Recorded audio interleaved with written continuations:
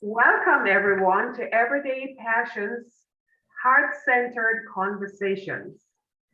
Each week, it's my delight to introduce you to a special guest who shares his or her passion in business and sometimes in life, and sometimes they're combined.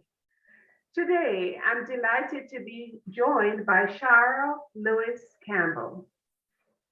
Before I introduce Shara, I'll just tell you that if you and I have not met before, I am Yvonne A. Jones of 50andwisercoaching.com and the 50 and Wiser community on Facebook. Now, Shara Lewis-Campbell, welcome. Thank you. Thanks for having me. Thank you. You're so welcome. Shara is the co-founder of Beauty and the Beast Publishing. It's a book publishing and media company. Shara has served within the writing industry almost 30 years, honing her craft, and she has published 60 aspiring authors so far, in addition to 7 of her own book titles. Wow, Shara, that's very impressive. Thank you. With that, would you please share with us some personal information or just something so we get to know you better? Yeah, sure.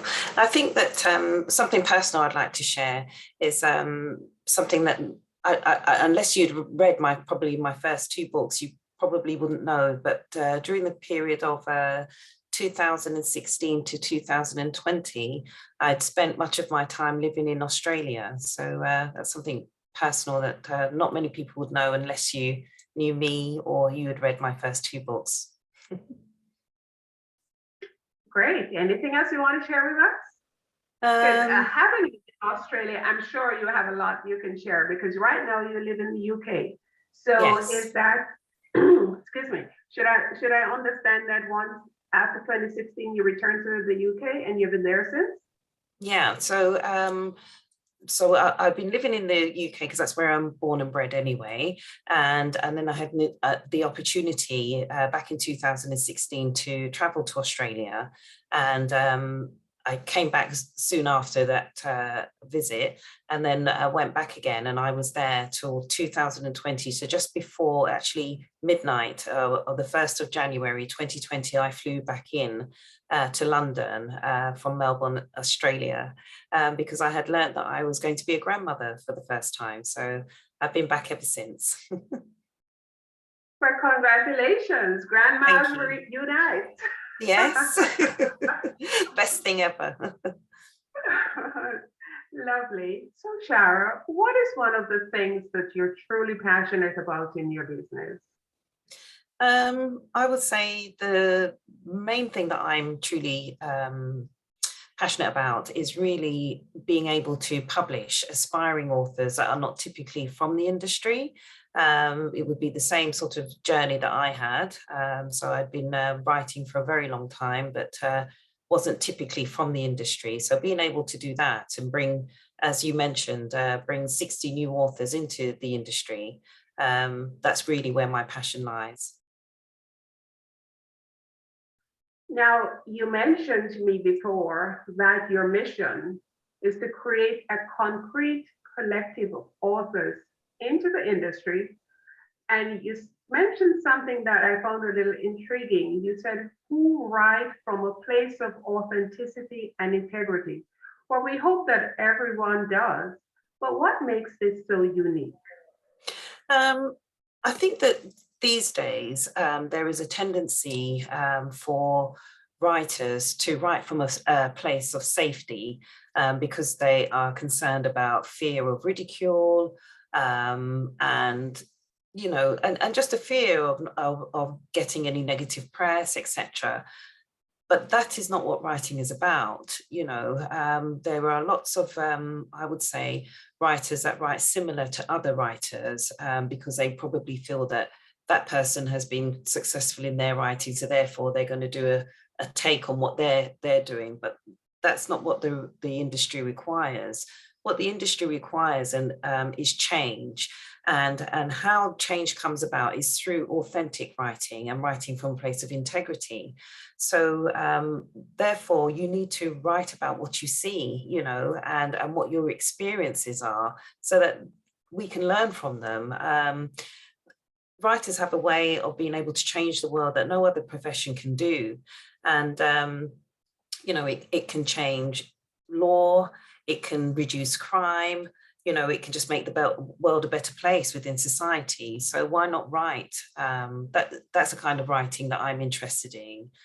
People that write from a real place and have authentic stories to share that people can learn from. I mean, even the most fictional piece comes from a true idea. So I think the industry needs to be about that. And we, as writers, we not only have a responsibility, but we have a duty to ensure that we are writing factual information and that it is authentic, purely on the backs of those writers that have come before us, you know, phenomenal writers, people I've mentioned before, like Nadine Gordimer is a great example of that. Somebody she was a white South African writer, and she's a Pulitzer Booker Prize winner as well of her time. And she was based in South Africa, and she took the decision to write authentically about apartheid and things like that. And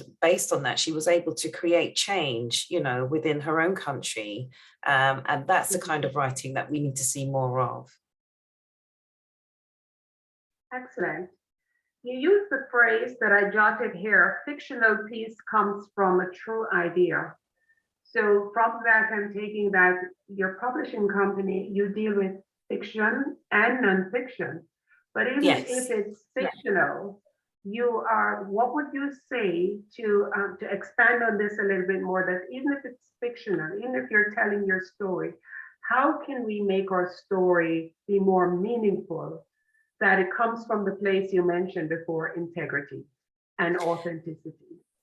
Okay, so for me, I find that we can all write a good story, or we can all tell a good story, but sometimes what's really missing is the lesson, you know, from that story. And I think that needs to be conveyed a lot.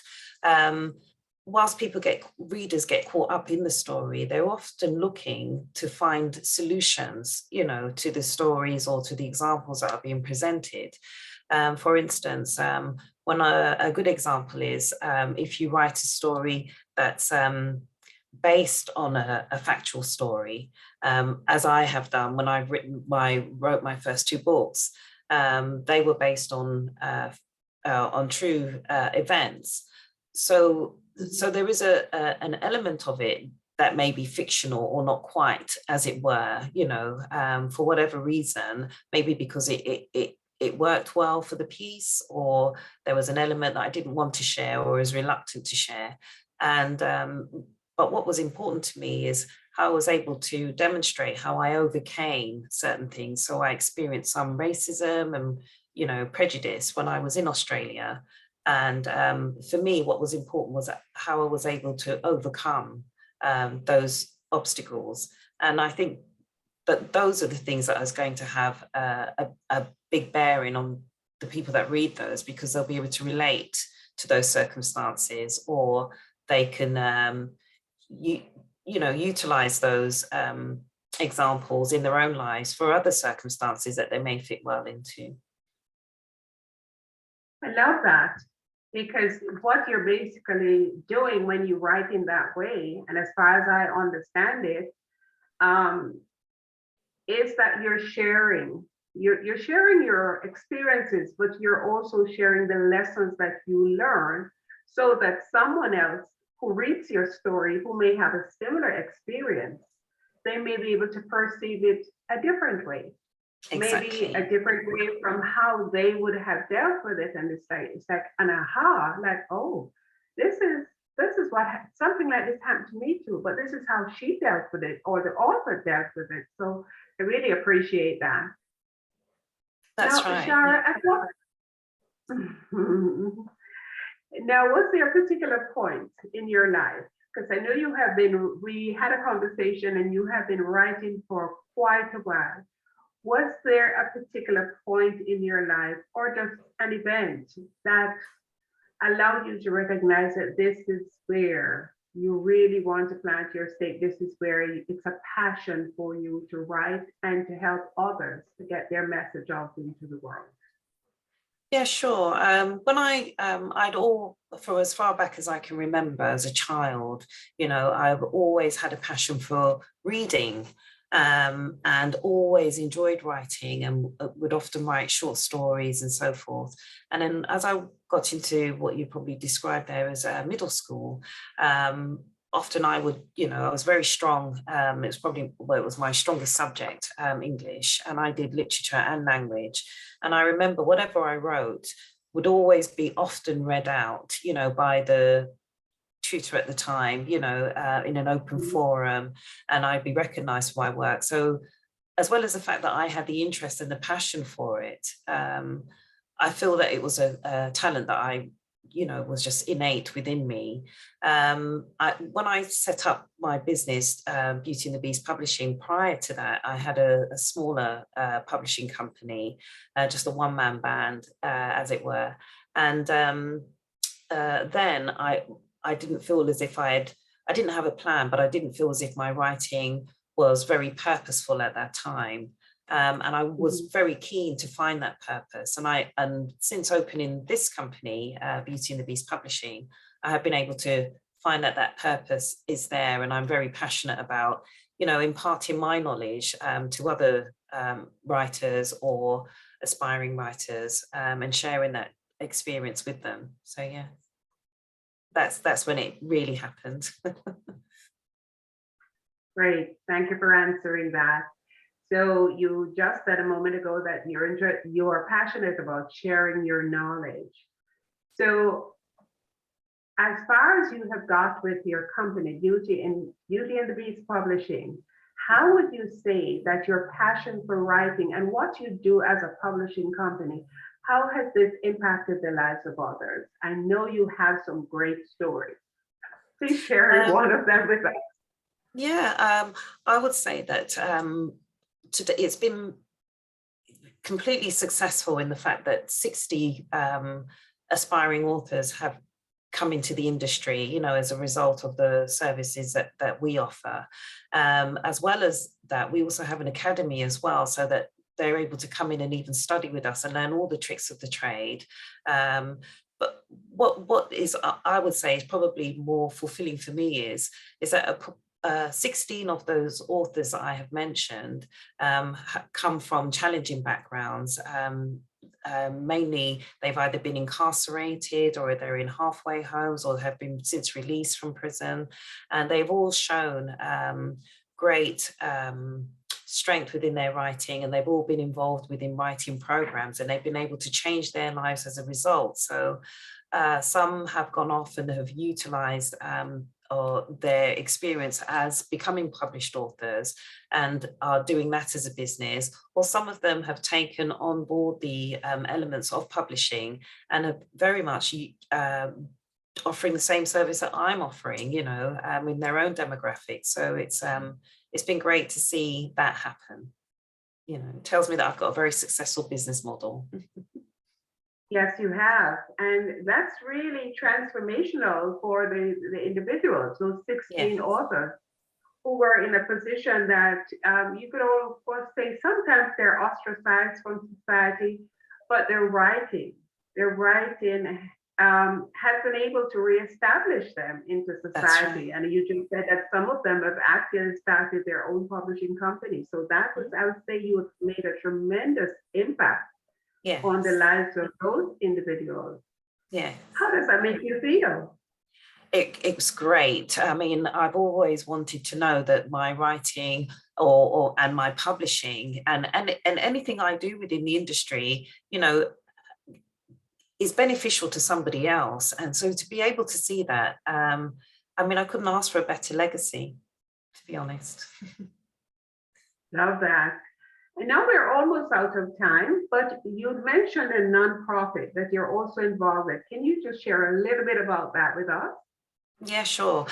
So in my spare time when I'm not doing this, my day job, I'm a huge supporter of social restorative justice.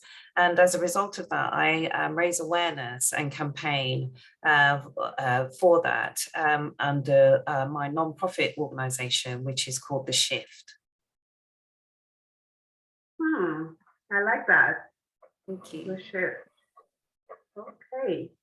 Thank you. Maybe we can have another discussion about that, because Yes, that, I think, is a totally different entity from your book publishing yes. and writing. Yet it's sort of like an offshoot, right? Yes, very much so. I find that the two do go very much hand in hand because we are currently living in that society, you know, Mhm. which is very oppressed for certain demographics and groups. We need to see a more fair and equal society, you know, and that's what's going to make the place a better place and create the change that we need to see. Absolutely. I agree with you. So if we wanted to get in touch with you, Shara, how can we do this? How can people connect with you? Because there's so many people who have a story, and the saddest part about it is that many times they die with their story still inside of them.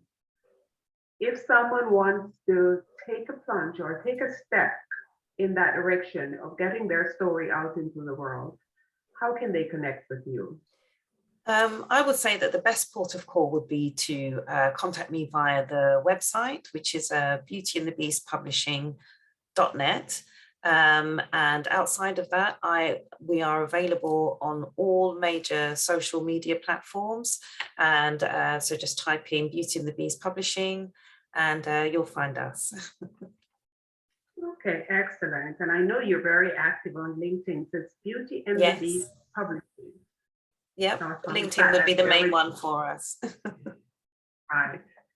All right. So thank you so very much. Is there any parting words you'd have for the budding writer, the person who thinking, I would like to write a book one day. I would like to do something to get the world to know a little bit about who I am. What would you say to them? Where should they start?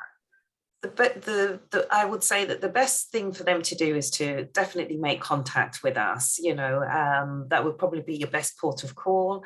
Outside of that, I would suggest that you need to sort of show some sort of aptitude for writing. So find out what your niche is, what it is that you would like to write about, and actually just make a start. Just start writing. It doesn't have to be in any particular way, but just get pen to paper or use your keyboard and just actually write.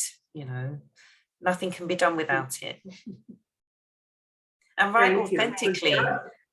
Yeah. Yes, yes. So get started and write authentically. I love that.